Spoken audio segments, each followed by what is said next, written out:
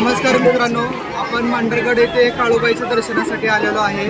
तर काळूबाईची पौष पौर्णिमेपासून यात्रा सुरू होते, तर येथे अमावस्येला यात्रा संपते। तर हा 15 दिवस काळूबाईचा सोहळा असतो। अनेक भक्तगण आपली काळूबाईची मूर्ती मांढरगडला भेट देण्यासाठी आणत असतात। आणि व्हिडिओ आवडल्यास लाईक करा, चॅनलला सबस्क्राईब करा, भक्तिमय शक्ती या यूट्यूब चॅनलला सपोर्ट करा।